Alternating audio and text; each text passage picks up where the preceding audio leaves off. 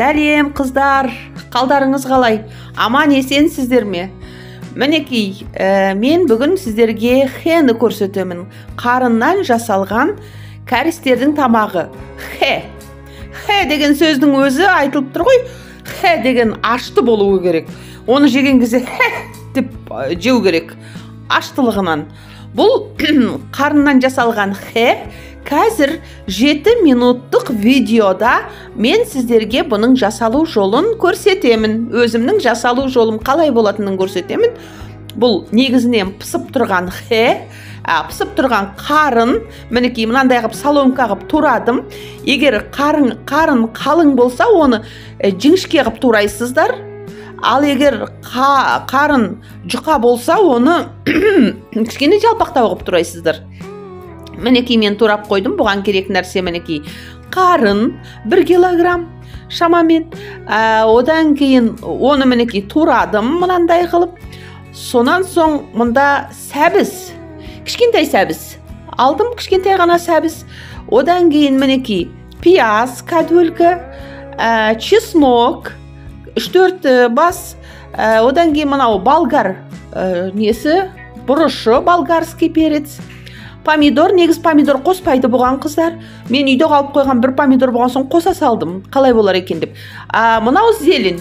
Негізі қыздар, мынау укроп. Негізі укроп қоспаңыздар, керек емес екен. Ашты нәрсеге укроп қосудың қажеті жоқ.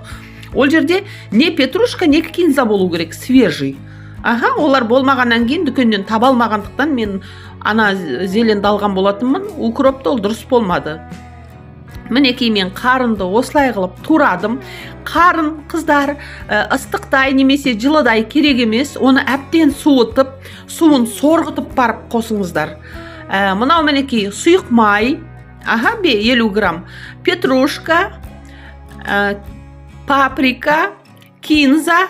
Петрушка, кинза негізі свежий қалпында болу керек. Жоқ болған соң еріксіз осылай қостым. Сосын кейін ашты бұрыш, әрине ашты бұрыш. Тұз, соевый соус, ал уксустан 70 граммдығы, 70%-тігі болғандықтан уксустан мен кішкентай қасықпен бір жарты қасықтай ғана қостым. Көп қоспаңыздар қыздар уксусты, бұл 70%-тігі ғой. Ендеше қазір бастаймыз. Мінекей табаға, өзімнің үйімдегі қара табам бар, сол табаға мен алып 50 грамм ыстық майды құйдым. Қызып тұрған ыстық табаға. Одан кейін ол майды қызғанын күттім. Қызғаннан кейін бір кішкентай пиязды сал жіберіп көрдім. Қызыпты мінекей. Майыңыз қатты қызсын, газыңыз қатты жанып тұрғаны жақсы. Одан кейін мына пиязды салып майға қуырдым. Ал негізінде пиязды мен соңынан қосамын. Ал мынау таза мына сұйық майдың анау-мынау иісі болса, дәмі болса кетсін деген. Енді кейбір майлар бір дәмі болады ғой, бір какой-то. Сондықтан да мен осы пиязды қуырдым ең алдымен. Майдың дәмін жақсарту үшін. Қалай, сапалы қылу үшін. Қыздар, кстати, осы каналға жазылып, кішкентай ғана қоңыраушаны баса кетіңіздер. Ол жерде бірталай оңай рецепттер бар. Мысалы, 5 минутта дайын болатын пицца деген сияқты, және шақ ингредиентпен 6 минутта духовкасыз Наполеон торты бар сол жерде. Өздеріңіз көресіздер. Сол сияқты бірнеше рецепттер бар. Осы каналға жазылып, қоңыраушаны баса кетіңіздер.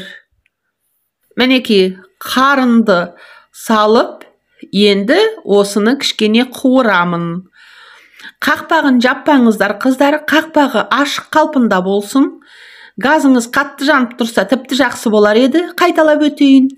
Қақпағын ашпаңыздар. Өйткені бұл қарынды салғаннан кейін қаншалықты кеуіп тұрған қарын болса да, бұның буы шығады. Кішкене қуырылғаннан кейін буы шығып, буы нетсін, көтерілсін, құп-құрғақ болсын. Сол кезде бұл қарын қыздар кішкене сарғайып, қызарып қуырылады. Бұрын мен жасаған кезде мен қарынды мүлдем ыстық майға қуырмайтынмын. Майға қуырғаннан кейін мен білдім, бұрынғыдан да дәмдірек болады екен. Кішкене қуырылған қарын дәмдірек болады екен. Бұрын мен жай әншейін барлығын бір ыстық майға үстінен құя салатынмын. Чесногын, қызыл бұрышын саламда ыстық майды үстіне құя салатынмын. Жоқ, қуырыңыздар кішкене, дәмдірек болады екен. Содан кейін тұзды қорықпай сала беріңіздер. Жоқ, енді ашты болып кетпесін әрине. Негізі мына қарынның өзі де тұзды суға пысқан. Кстати, қарынды пісірген кезде тұзды бірден салмаңыздар. Кішкене пысып, жұмсарып қалған кезде бірақ салыңыздар. Суға пісірген кезде. Мінекей буы шығып жатыр, буы көтеріліп, өзі құп-құрғақ болып, сол кезде кішкене қызарып қуырылады.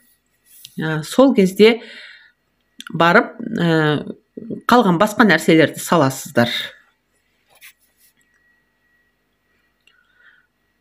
Мені қыздар қуырылып жатыр. Қуырылғаннан кейін мен негізінде салған кезде видеоға түсірген болатынмын, бірақ ол түспей қалыпты. Содан кейін басқа жаңағы нәрселерімнің барлығын сала салдым. Салдымдағы көп емес, бір 2 минут қана қуырдым басқаларын. Басқа ингредиенттерді салғаннан кейін. Енді газдың астын өшіргеннен кейін мен салдым жаңағы қызыл бұрыш, паприка, петрушка, кинзаны. Чеснокты да сол кезде ең артынан салдым. Ол кезде уже газдың астын өшіріп тастаған болатынмын. Бірақ ішіндегі хем ыстық болып тұрды. Сонда да. Сосын кейін қыздар, міне нені салдым? Құйдым. Соевый соусты. Шамамен бір 2 қасықтай, үлкен қасықпен 2 қасықтай соевый соус құйдым. Уксус құйдым. Кішкентай қасықпен жарты қасықтай уксус. Помидорды да негізінде қыздар нежелательно, оказывается, потому что оның суы шығады ғой. Дәмін сәл-пәл бұзып жібереді екен, суы шығып. Сондықтан да помидорда нежелательно, и укропты да, укроптың орнына жаңа петрушка, не кинза свежий қалпында. Міне қыздар, өте тамаша болып шықты. Үйлеріңізде жасап көріңіздер. Ол келген қонаққа да, үйдегі ағаларыңызға да бәріне ұнайды. Мен өзімнің басымнан өткеннен кейін, мен өзім біліп тұрғаннан кейін айтып тұрмын. Бұл көп адамдарға ұнайды, өте дәмді, өте жақсы болып шығады. Қыздар, каналға жазылып, кішкентай ғана қоңыраушаны баса кетіңіздер. Сол жерде менің бірталай нелерім, блюда, тағамдарымды көресіздер. Барлығы бір ең оңай түрінде жасалатын тағамдарды салып қойдым. Пока, қыздар, пока.